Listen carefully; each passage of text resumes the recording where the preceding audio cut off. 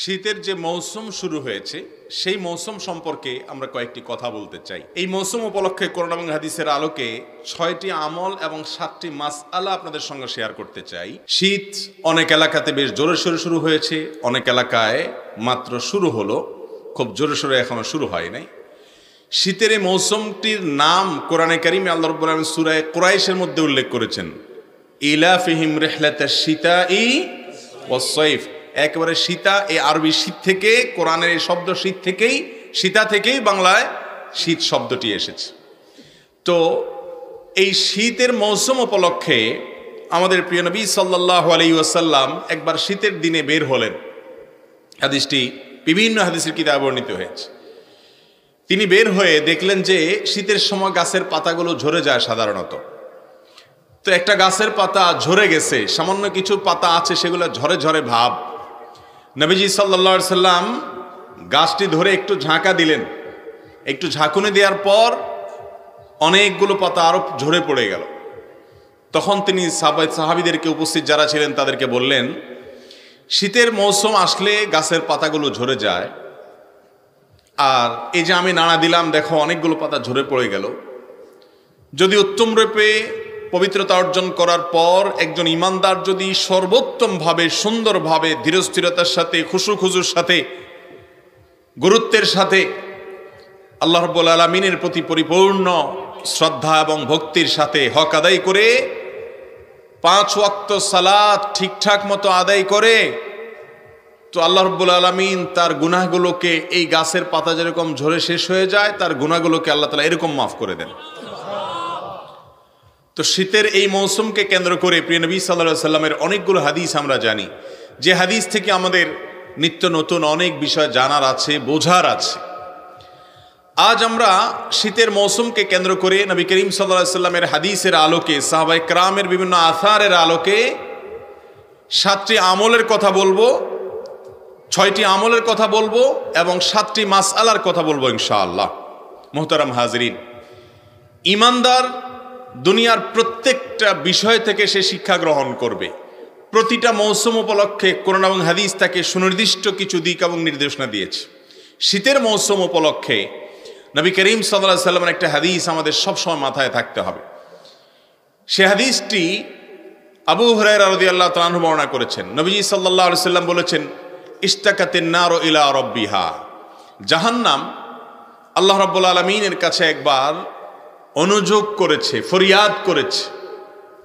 আল্লাহর কাছে জাহান্নাম বলেছে, আল্লাহ, ক্বালাত রাব্বি আকালা বা'দি বা'দা, আল্লাহ আমার এক অংশ, জাহান্নামের একটা অংশ অপর অংশকে গ্রাস করে ফেলে, গিলে ফেলে, খেয়ে ফেলে।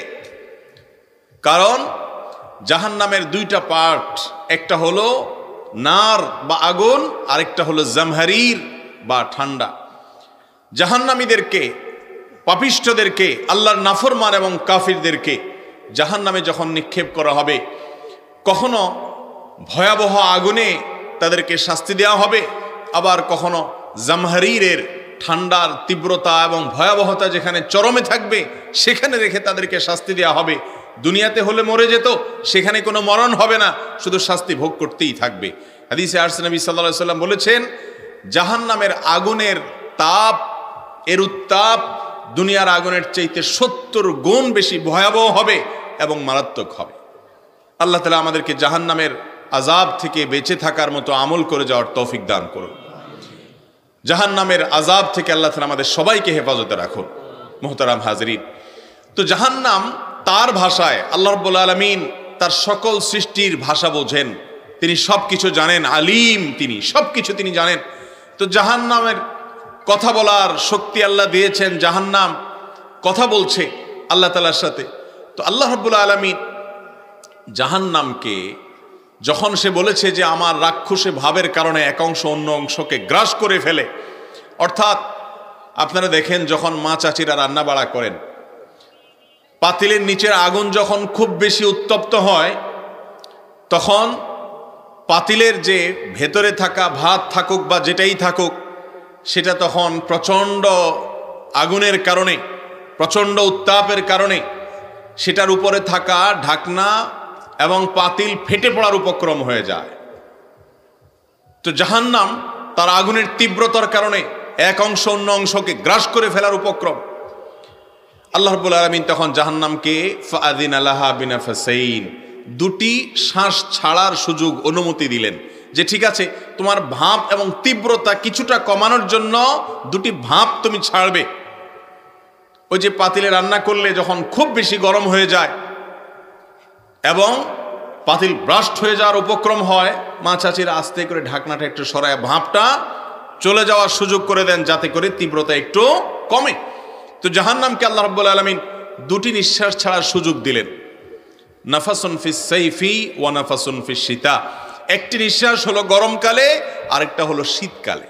যেহেতু জাহান্নামের দুটি বিভাগ আছে, গরম এবং ঠান্ডা, নবী করিম সাল্লাল্লাহু আলাইহি ওয়াসাল্লাম হাদিসে শেষে বলেছেন ফাহুয়া আশাদ্দু মা তাজিদুনাহু মিনাল হার ওয়া আশাদ্দু মা তাজিদুনা মিনাজ জামহারির আও কামা ওয়ারাদা ফিল হাদিস। দুনিয়াতে তোমরা যে গরমের তীব্রতা দেখছো, এই হাদিস থেকে বোঝা যায় যে সেটি হলো জাহান্নামের ছোঁয়া, সে ভাব, সে বাষ্প, সে নিঃশ্বাস, যে ত্যাগ, তার একটি আলামত মাত্র। আল্লাহ তাআলা এটাকে পৃথিবীর এক এক অঞ্চলে এক এক সময়ে ডিস্ট্রিবিউশন করেন, এক এক মাত্রা ডিস্ট্রিবিউশন করেন, যেখানে যতটুকু প্রয়োজন আল্লাহর হিকমা অনুযায়ী। কিন্তু দুনিয়াতে যে শীত বা যে গরম আমরা অনুভব করি, এগুলো মূলত জাহান্নামের ছোঁয়া ভাব এবং নিঃশ্বাস। এটা নিয়ে বিজ্ঞানীদের বা বিজ্ঞানের নানা রকমের গবেষণা আছে, থাকতে পারে যে গরম কেন হয়, শীত কেন হয়, কোত্থেকে আসে। কিন্তু এই সকল কেনর সবচেয়ে শেষ কেনটি সেটি যেটি নবী করিম সাল্লাল্লাহু আলাইহি ওয়াসাল্লাম হাদিসের মাধ্যমে আমাদেরকে জানিয়ে দিয়েছে।